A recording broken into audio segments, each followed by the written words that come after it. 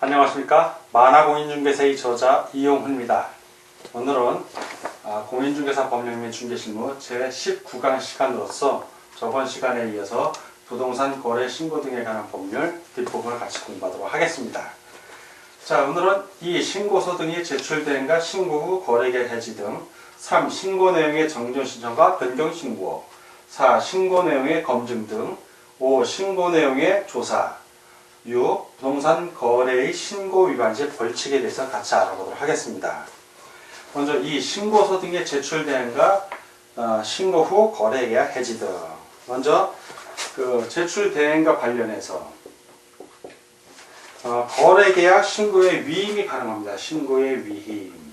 그래서 부동산 거래의 신고 의무자의 위임을 받은 자는 부동산 거래계약 신고서에 제출을 대행할 수 있다. 자, 이 위임을 받은 자는 신고서 제출을 대행할 수 있다. 자, 이때 그러나 전자문서에 의한 신고는 제외를 합니다. 그거는 직접 해야 돼요. 직접. 예. 자, 이 경우 이제 개업공인중개사의 위임을 받은 이 위임은 뭐냐면 개업공인중개사가 있으면 이 개업공인중개사의 위임을 받은 누구? 예, 소속공인중개사가 대행할 수 있다는 얘기입니다. 자, 직접 가서 신고하는 것만 대행할 수 있는 겁니다. 부동산 거래계약의 신고서 제출을 대행하는 자, 즉 개업공인중개사에 위임받은 소속공인중개사를 말합니다. 대행하는 자는 신분증명서를 신고관청에 보여주고 다음에 서류를 제출해야 합니다. 어떤 서류? 위임장. 위임받았다는 위임장, 부동산 거래계약 신고서의 제출을 위임한 거래 당사자의 자필 서명이 있는 위임장입니다. 법인인 경우에는 법인인감을 말하고요. 두 번째, 위임한 거래 당사자의 신분증명서 사본. 자, 신분증명서 사본. 자, 위임한 사람의 사본, 자기 신분증, 주민등록 좀 복사한 거 얘기하는 겁니다. 법인의 경우에는 법인의 인감증명을 말합니다. 자, 이걸 같이 갖고 와서 신고를 하는데 대부분 개업공인중개사는 요즘 다 전자로 신고를 하기 때문에 위임하지 않고 직접 신고를 합니다. 자, 이 신고 후 거래계약 해지 등. 자, 신고 후 계약이 해지 등. 신고를 한 다음에 계약이 해지가 된 거예요. 자, 그럴 때는 어떻게 합니까? 자, 부동산 거래계약 신고서를 제출한 후 그 거래계약이 무효, 취소 또는 해제된 경우를 말해. 이렇게 해제된 경우에는 거래 당사자가 있을 수 있고요. 또는 개업공인중개사는 부동산 거래계약 해제 등 신고서에 서명 또는 낙인을 하여 신고관청에 제출할 수 있습니다. 자, 이 경우 개업공인중개사가 전자문서로 거래계약 해제 등을 신고하는 경우에는 부동산 거래계약 해제 등 신고서에 거래 당사자의 서명 또는 낙인을 받아둬야 합니다. 그리고 거래계약 해제 등을 신고받은 신고관청은 그 내용을 확인한 후 부동산 거래계약 해제 등 확인서를 신고인에게 즉시 발급해 주어야 합니다. 자, 다음 3. 신고 내용의 정정 신청과 변경 신고에 대해서 같이 알아보도록 하겠습니다. 3. 신고 내용의 정정 신청과 변경 신고입니다. 정정은 잘못 신청한 거죠. 처음에 신고할 때 잘못한 거를 정정하는 거고, 변경은 후에 변화가 온 거예요. 그거를 신고하는 겁니다. 다시 변경이 왔으니까.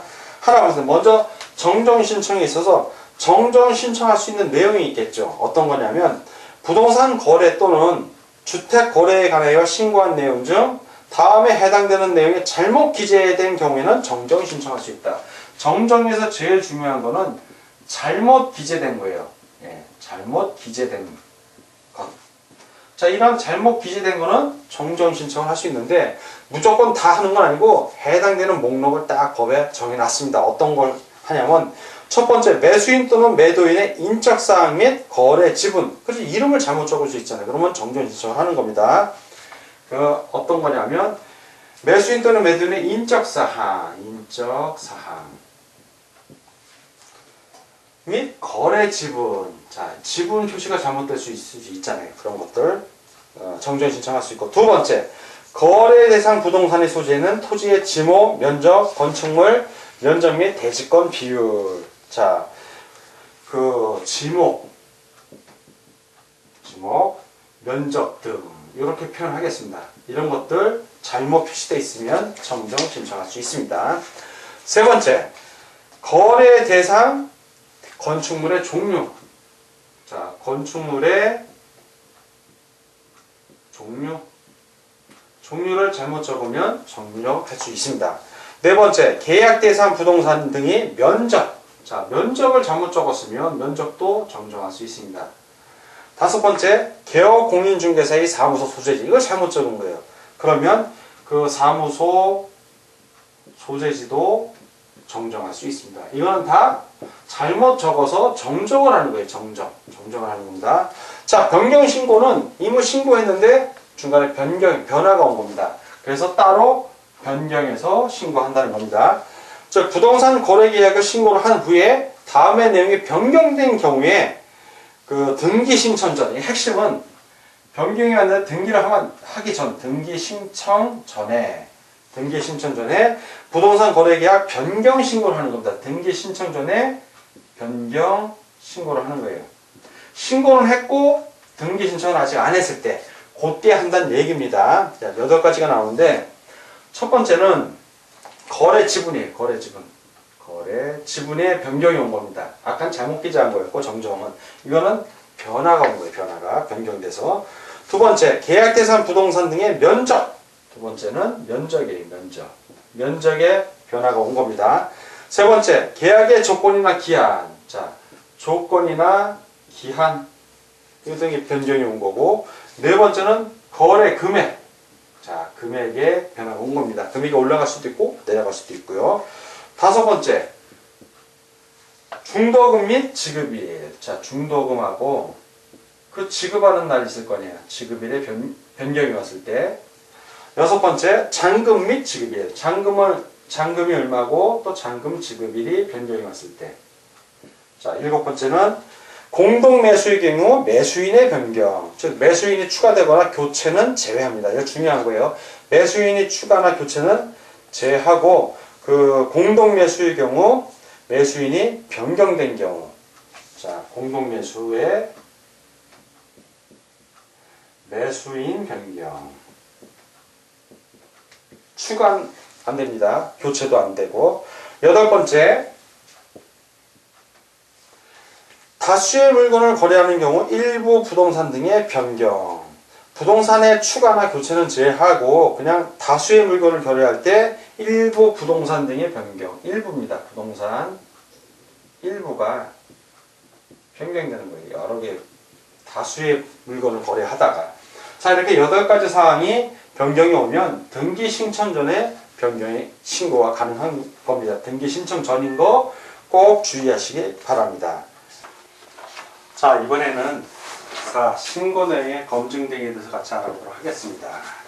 신고 내용의 검증에 부동산 거래 가격 검증 체계라는 게 있어요. 부동산 거래 가격 검증 체계. 자, 부동산 거래 신고를 하면 그 가격, 부동산 거래 가격이 얼마인지를 정확하게 신고했는지 안 했는지 검증하는 체계를 말합니다. 자, 이 검증 체계에 구축하고 운영하는 자, 구축 운영자는 누구다? 예, 국토교통부 장관입니다. 국토교통부 장관. 자, 그리고 이 부동산 거래 가격 검증 체계를 통해서 적정성을 검증하는 사람, 적정성 검증자. 바로 신고관청이죠. 시군구청장을 말합니다. 신고관청. 검증 체계를 통해서 부동산 거래에 신고한 것이 적정한지 아닌지를 검증을 해야 될 의무가 있는 겁니다. 자, 다섯 번째, 신고 내용의 조사. 자, 신고 내용의 조사를 같이 알아보겠습니다. 먼저 이 신고 내용의 조사, 조사권자, 누가 조사하는지, 조사권자가 누군지, 조사권자는 바로 신고관청입니다. 신고관청. 자, 시군구청장을 말하고요. 자, 이 두 번째, 이 조사, 신고 내용의 조사 절차. 자, 신고한 내용을 어떤 식으로 조사를 하는지. 먼저 첫 번째, 신고관청은 부동산 거래의 신고 내용이 누락되어 있거나 정확하지 아니하다고 판단되는 경우, 자, 누락되어 있거나 정확하지 않다고 판단하는 경우, 자, 이러한 판단이 쓰는 경우입니다. 이럴 때는 신고인에게 신고 내용을 보완하게 하거나 신고한 내용의 사실 여부를 확인하기 위하여 소속 공무원으로 하여금 거래 당사자 또는 개업 공인중개사에게 거래계약서, 거래대금 지급을 증명할 수 있는 자료 등 관련 자료의 제출을 요구하는 등 필요한 조치를 취할 수 있다. 자, 이렇게 판단될 때, 누락 또는 정확하지 않을 때, 그럴 때 그 신고 내용 보완 또는 신고한 내용의 사실 여부 확인을 위해서 거래계약서나 거래대금 지급을 증명할 수 있는 자료를 요구할 수 있다는 얘기입니다. 누가? 그 소속 공무원으로 하여금 누구에게? 거래 당사자 또는 개업 공인중개사에게. 자, 세 번째, 거래대금 지급 증명 자료라는 게 있어요.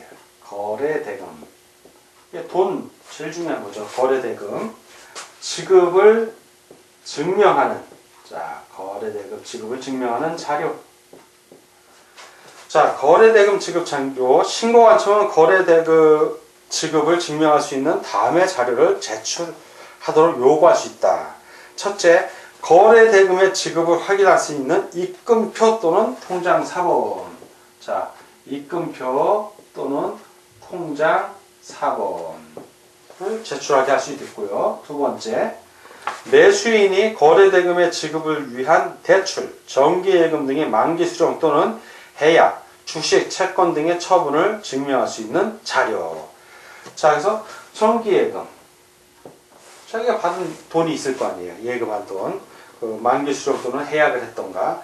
자, 주식, 채권을 처분했으면 그 처분을 증명할 수 있는 자료.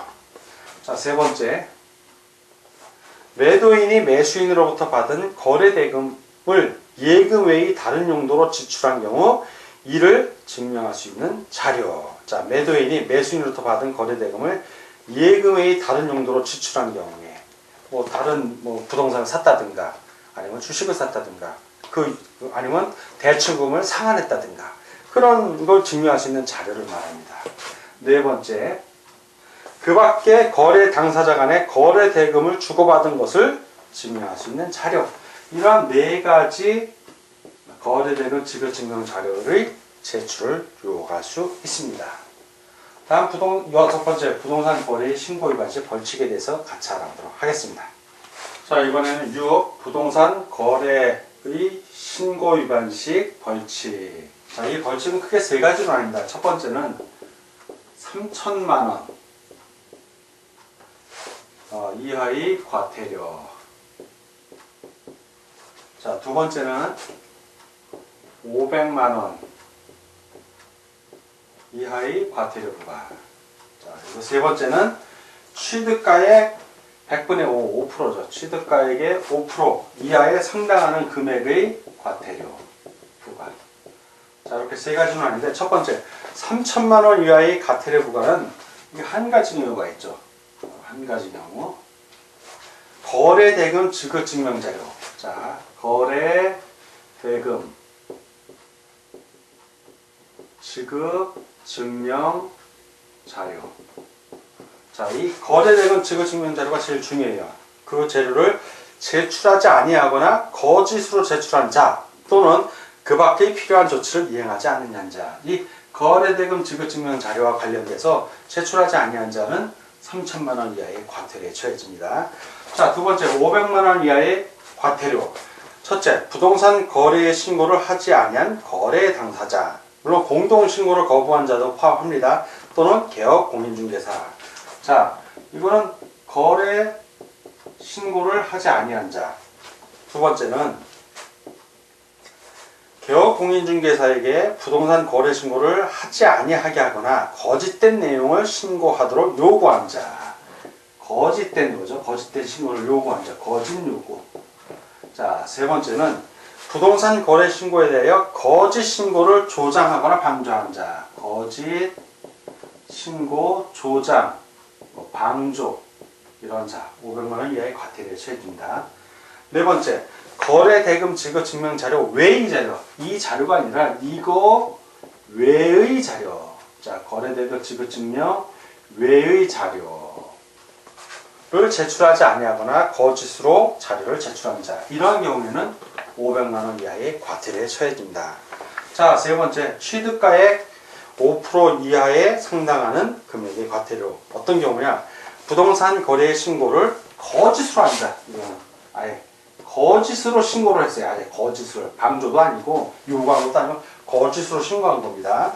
뭐 거래 당사자나 개업공인중개사 또는 신고 의무가 아닌 자도 해당이 돼요. 거짓으로 신고한 자니까. 자, 이러면 해당 부동산 등의 취득가액이 100분의 5 이하에 상당하는 금액의 과태료를 부과한다. 5%에 상당하는 과태료 부과. 자, 이렇게 세 가지가 있습니다. 자, 오늘은 부동산 거래 신고 등에 관한 법률 두 번째 시간이었고, 자, 제 19강 시간이었습니다. 오늘 공부하느라고 수고 많으셨습니다. 다음 시간에 뵙겠습니다. 감사합니다.